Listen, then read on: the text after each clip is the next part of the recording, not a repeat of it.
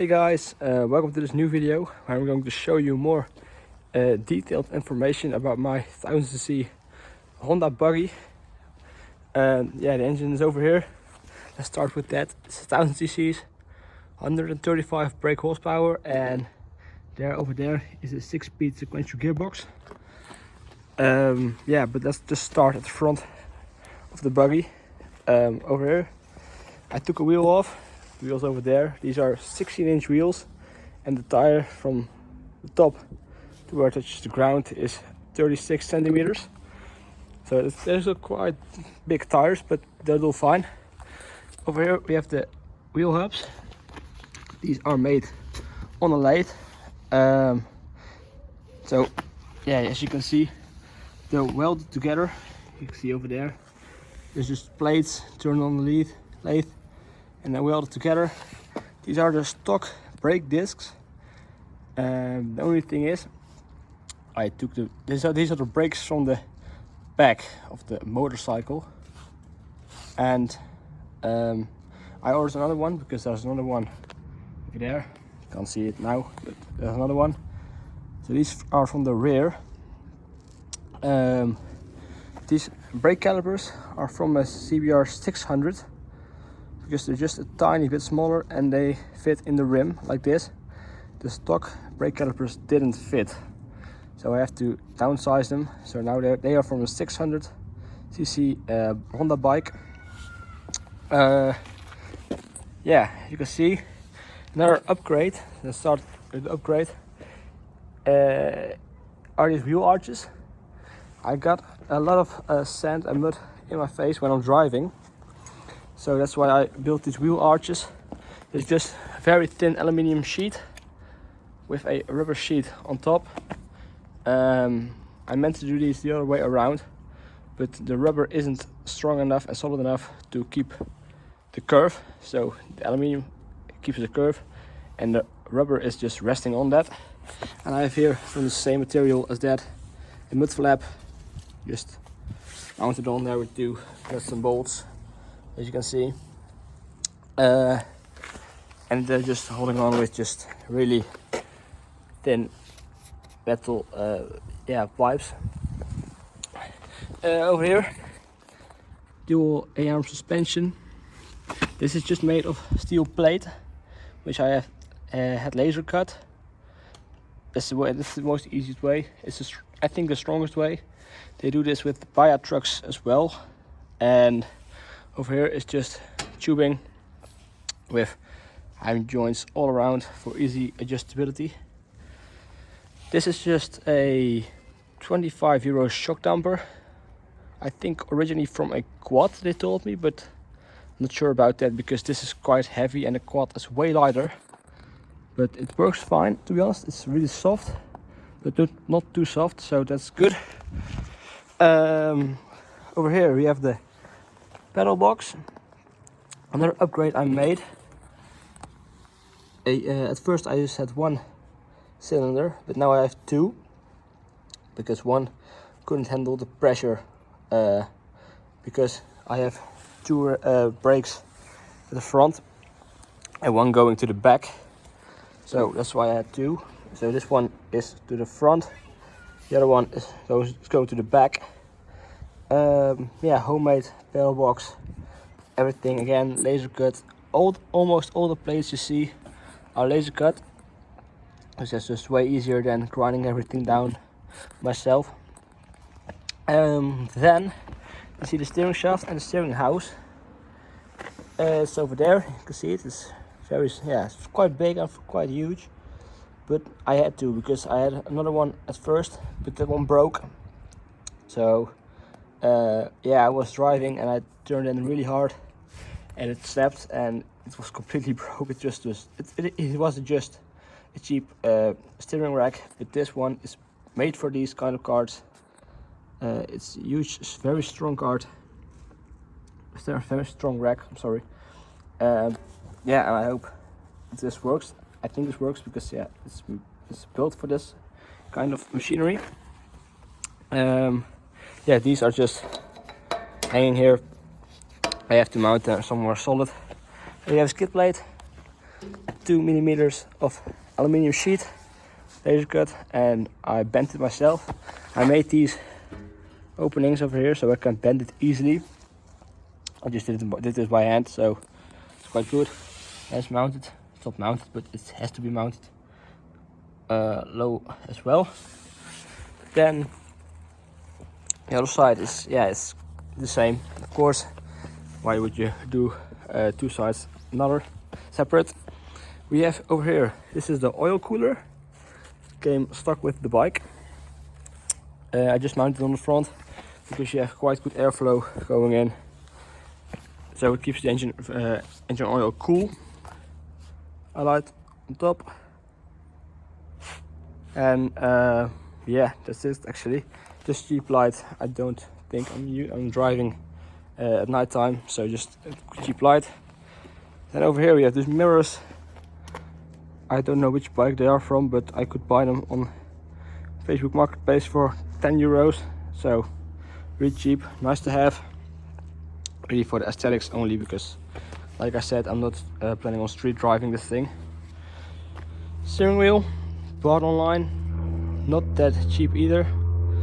This was 60 euros and I think 40 for the quick release. So you can easily push this and then pull it on, pull it off, push it on again. We have here the tachometer, which are working. Both of the sensors are working. The choke is over there. You can see over there is the choke. This one works, everything works. And over here we have the kill switch and the ignitions over here. Then 6-point harness, because safety first, right? What else do we have in here? Yeah, these two, they have changed as well. I've got interrupted, but this is where were we? These are the shifter and the handbrake. I've switched these two because I first had the handbrake over here, shifter over here, but with the seating position I couldn't really pull on the handbrake very hard because I hit my elbow to the seat. So I've changed them, so I now have way more torque in my arms, so it's good. I can activate the handbrake more easily. This is how it works. Very simple setup. Everything is spring loaded, so it just gets back to its neutral position. Yeah, just one simple cylinder. Again, this is just a stock cylinder. Yeah, designed is everything in cap.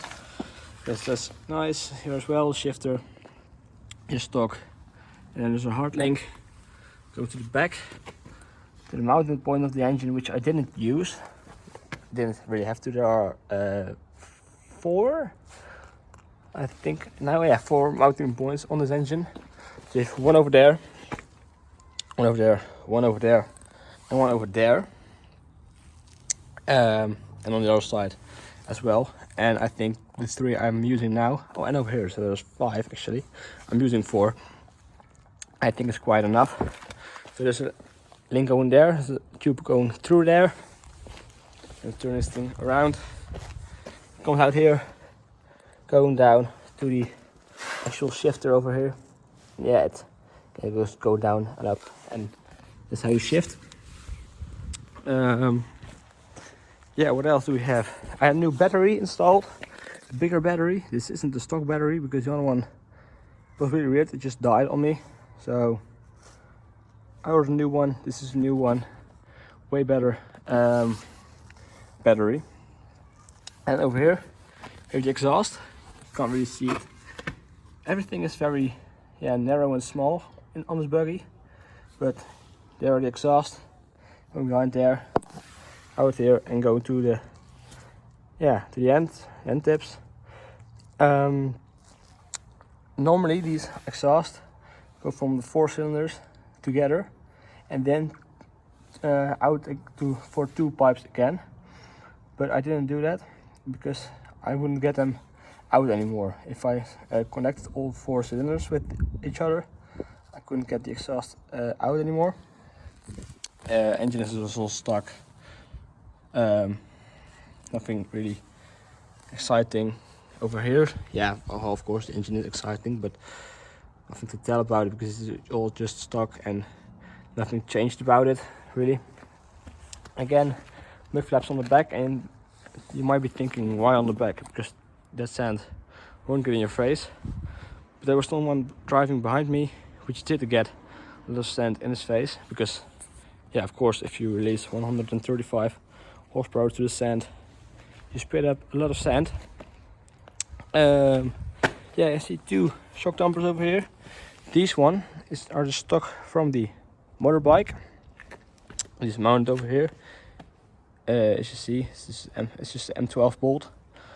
And down is in this cup. It's just really loose in this cup. I couldn't move it. Yeah, I can, but it's just loose. And at first I thought it might be dangerous, but then I was like, because of this spring, which I added afterwards, because this spring on its own isn't strong enough, so I added this one as well. It's a bit stiffer. It's the same series, but it's stiffer than the one on the front. But when everything is released completely to this full droop, this still won't come out. So even if it is loose in there, it still won't come out. And the wheel on the back, as you can see, there's no brake disc over here. This car is using 3 brake discs, because I think it's enough. The dampers for the exhaust, I have this really nice F1 style brake light. It's just a rain light, so I installed it so if I turn on the lights, this flashes. Looks very nice. I can show you really quick. If I do this, stick the key in there, lights on. This is what it does. Really nice. It's just an aesthetics thing, but yeah, it's good to have one. Even if in the summer the sand is very loose and dusty, someone might still be able to see me. Then this is a really exciting part. This is the rear shaft. It's chain driven, of course. As you can see, here's the bearing house, which is turned down on the lathe. This is quite a big sprocket, 35 teeth, 53 teeth. I'm sorry, 53 teeth, and it is quite a huge diameter. It is way bigger than the stock one, because the stock one on the bike was rated at 275 kilometers an hour, and I didn't want to go 275 kilometers an hour, so I made this one bigger, so the top speed is now around 160 kilometers an hour. Still really fast, but I think it's way more responsible than the other top speed. And yeah, it's just connected with the CV joint. CV's axle joint over here, bolted onto the sprocket, and it's clamping in with the shaft itself. Then over here we have, you can't see it really, like this. There you go. 2 brake calipers. This one is for the hand brake, and that one is for the brake with the foot. So it's like I told you before, I have the 2 cylinders in the front. One is going to there, and one the handbrake is for this one. It's welded onto the shaft housing. This is welded onto the shaft housing. Yeah, this is just an aluminum plate, so it can move a bit. Yeah, it's not that sturdy as the metal. The other side as well, only it doesn't have sprocket. It has this spacer over here. This one, because you have to fill up that gap, so everything is exactly in the middle and exactly the same. But this metal plate is as big as the sprocket. The chain is a 530 series, if you might be interested. Just the stock chain size. Then what else do we have over here? This fuel cell. It's homemade. I let it made by someone else, but it's just nothing you can buy. It's a 12-liter tank, really small. There's a vacuum valve under here. It's also, I think this isn't from my CBR1000 bike. It's from actually it's a Suzuki 600cc sports bike. When you have this line over here, it pulls a vacuum onto the carburetors, pulls a vacuum, and then the valve opens and fuel will get flow through this hose. It's quite simple actually. Only thing is you have to figure out how it works, because at mine pump it didn't work at first, so I spent the whole afternoon solving this problem, while it was just quite easy. And I had to push to get on another hose on this one, because it was not good anymore. I didn't know what was the problem exactly, but when I installed this hose, it works. It holds this by clamps, as you can see, quite easy. The airbox over there is all the same, as you can see right here, very nice. No brake disc, and this is in here. It's just a axle, just like every normal axle, to be honest. I think this one is from a Renault Clio. I made it more lengthy, so that's good, because it was too short at first. What else do we have? Yeah, of course we have this huge rear wing, which is just hold it together with duct tape for now. But I want to do another separate video on this, because it's quite a special project, and yeah, I think it deserves a special video. I can tell you one thing: it's quite big, and the reason it only has one bolt in here and the spring is because it has to serve as an air brake. That's why, yeah, it's my plan at least. So when I stamp on the brakes, the whole wing just comes up and acts as an air brake. I hope that works. I have to build something for that, but that will be in another video. Yeah, all the engine stuff, like I said, not that important. Yeah, it is important, but you can search for it online if you want to. Then over here we have this one radiator. This one is stuck. At first it was in front, right behind the front wheel on the bike. I turned it 90 degrees so it would fit. At first I made it here behind my head over here, but I didn't like that to be honest, because underneath this is the reservoir, and if I mounted this right here, I didn't have any place for the reservoir, because this has to be at the highest point, and then this was at the highest point, so I didn't have any place for that. If you want to see a video about this one, I made already. It is on my YouTube channel. It might be interesting to see. It's just fiberglass on quite a cheap way, so that's good. Nice for everyone. I mean, fiberglass is quite expensive, so why would you do it very expensive? I think it worked out nice. The scoop over here is just made, as you can see, with aluminium, and like I said, I boxed it in with fiberglass. I have to scuff it down completely and then paint it again. So I have some few things to do for over here, but I think that was it, quite to be honest. Yeah, like I said, a lot of upgrades. I have to do some things to it, because yeah, it just isn't finished. I have to paint it. I have to grind this down. I have to weld it very good. I have to grind it down. If I see any gaps, I have to weld those gaps and grind down again, so it looks like it's one piece. And I have to make a steel roof in here, because you see a lot of race cars see a steel roof. So I don't know exactly why, but it turns out to be very important and very safe.